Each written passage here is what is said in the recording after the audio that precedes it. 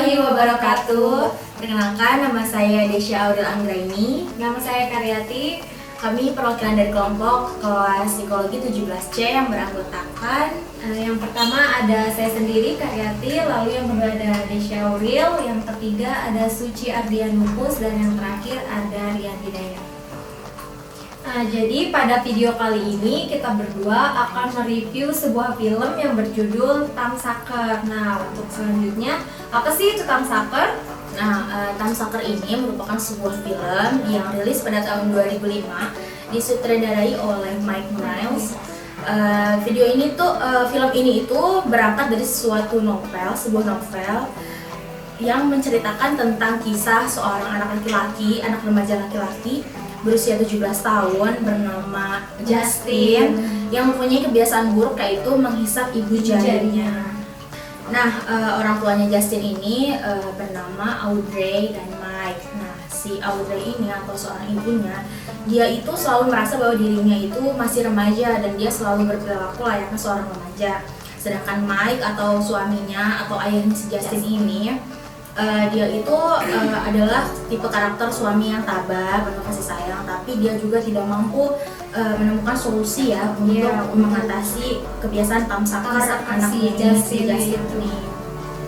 Nah, jadi kebiasaan si Justin menghisap ibu jarinya itu selalu membuat dirinya merasa kayak dilema, terus malu. Si Justin ini itu selalu menghisap ibu jarinya itu ketika dia merasa sedang cemas, terus kesepian, tertekan gitu. Tapi pas dia melakukan kebiasaannya itu, yang thumbsuckernya itu, dia malah merasa damai, tenang gitu, seakan-akan tuh udah bebas dari masalah aja gitu. Masalahnya tuh bertambah ketika si Justin menyukai Rebecca. Si Rebecca ini teman sekelasnya si Justin di sekolah gitu. Terus Justin itu merasa dirinya itu pecundang karena dia nggak berani buat mengakui kebiasaannya ke si Rebecca ini. Soalnya di film itu si Rebecca sempat tanya ke si Justin kenapa gitu, dia tuh ada apa, tapi si Justinnya nahan-nahan untuk nggak cerita masalah thumbsuckernya ini. Merasa malu kan kalau orang lain itu tahu kebiasaannya dia. Tapi perasaannya si Justin ini ke si Rebecca bertepuk sebelah tangan. Jadi nggak terbalas. Jadi si Rebecca itu cuman kayak nganggap si Justin temen, terus mereka tuh kayak cuma main-main aja gitu. Pada suatu hari si Justin ini menemui seorang ortodontis yang bernama Perry. Jadi si Perry ini tuh basicnya adalah seorang dokter gigi. Si Justin nemuin si Perry ini sebetulnya untuk kontrol giginya dia atau behalnya dia. Tapi pada suatu kesempatan tuh si Perry-nya nawarin namanya hipnoterapi ke si Justin.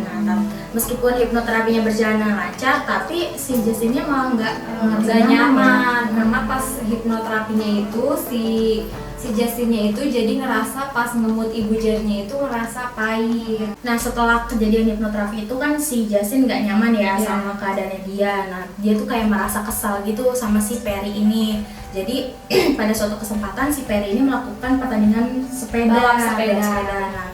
Pas si Perry-nya lewat itu melintas, si Justin sama adiknya berusaha untuk menghalang-halangi gitu melakukan kekacauan lah intinya di pertandingan itu. Terus habis itu dia dibawa sama guru dan orang tuanya ke psikiater gitu. Terus di situ sama psikiaternya dia didiagnosa sebagai ADHD.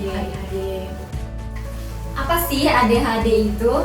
ADHD itu singkatan dari Attention Deficit Hyperactivity Disorder. Dia didiagnosa ADHD karena dia perilakunya itu impulsif, terus kekurangan fokus. Lalu si psikiater ini memberikan resep obat kepada si Justin. Jadi biar si Justin itu merasa lebih baik setiap mengkonsumsi obat tersebut. Jadi setiap mengkonsumsi obat tersebut, si Justin tuh jadi hilang gitu kebiasaan buruknya buat menghisap si ibu jarinya itu. Karena dia lebih fokus. Dia itu juga setelah minum obat mampu membaca satu buku penuh dalam waktu 1 hari. Terus dia juga mampu fokus dalam kegiatan debat. Dia percaya diri. Dia lebih percaya diri. Nah, jadi si Justin ini tuh menemukan kepercayaan diri berlebih setelah ia ketergantungan minum obat yang diresepkan oleh si psikiaternya tersebut. Bahkan dia bisa bereksperimen lebih terhadap seksualitasnya dan alkoholnya itu. Tapi setelah lama-lama dia sadar, kemudian dia paham kalau dia tuh ketergantungan obat tersebut gitu. Ya, terus dia mencoba buat berhenti mengkonsumsi si obatnya itu. Nah, film Time Sucker ini tuh nggak cuma mempremiskan karakter si Justin yang suka menghisap ibu jarinya itu ya. Nah, film ini juga berusaha menyentuh sisi karakter seorang remaja yang penuh tekanan dan ketidakpercaya diri. Nah, jadi kehidupan keluarga dalam film ini tuh karakteristik orang tua juga turut memperkaya problema dilematis dalam konteks cerita. Justin juga menjadi semakin tertekan dalam mengatasi masalahnya yang tidak kunjung selesai. Nah, belum lagi melihat kelakuan orang tuanya yang semakin membuat dirinya tuh semakin tertekan. Terus bagi Justin, sosok orang tua itu semestinya mampu menjadi sahabat dalam hidupnya, sehingga beban yang ia rasa itu yang ia pikul di usianya pun setidaknya teratasi. Nah, berdasarkan analisis psikologi, si tokoh Justin ini memiliki gangguan kecemasan, terus kurang percaya diri, terus dia selalu merasa tertekan. Nah, kebiasaan menghisap ibu jarinya itu merupakan suatu bentuk defense mechanism untuk menekan perasaan cemasnya, terus kesepian sama kurang percaya diri.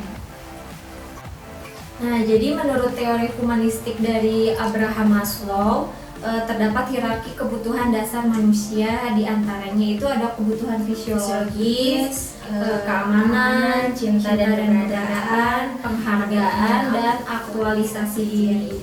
Nah, tidak terpenuhnya si kebutuhan-kebutuhan ini itu justru malah akan menimbulkan suatu penyakit-penyakit gitu. Di antaranya adalah gangguan perilaku dan gangguan mental manusia itu sendiri.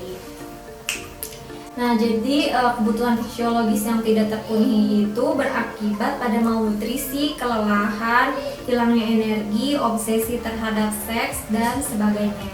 Nah, jika tidak terpenuhinya kebutuhan terhadap rasa keamanan, maka seseorang itu akan mengarahkan pada perasaan tidak aman dan perasaan takut yang sangat besar. Terus ketika kebutuhan cinta tidak terpenuhi, seseorang menjadi defensif, terus terlalu agresif atau canggung di lingkungan sosialnya. Nah, sedangkan untuk kurangnya penghargaan diri seseorang itu justru akan berakibat munculnya keraguan ya. Jadi dia kurang percaya diri, tidak menghargai diri sendiri, dan kurangnya rasa percaya diri. Nah, berdasarkan teori hierarki kebutuhan dasar manusia menurut Maslow, karakter Justin dalam film Time Sucker ini mengalami perasaan tidak aman, takut, dan cemas karena tidak terpenuhinya kebutuhan keamanan. Terus Justin juga menjadi defensif, terus dia juga terlalu agresif atau canggung di lingkungan sosial karena tidak terpenuhinya cinta dan keberadaan. Terakhir, Justin ini juga merasa kurang percaya diri karena tidak terpenuhinya kebutuhan penghargaan diri. Nah, demikian review film Time Sucker menurut teori humanistik Abraham Maslow dari kelompok kami. Ya, semoga ini bermanfaat untuk kita semua. Kurang lebihnya mohon dimaafkan. Wabillahi taufiq wal hidayah. Wassalamualaikum warahmatullahi wabarakatuh.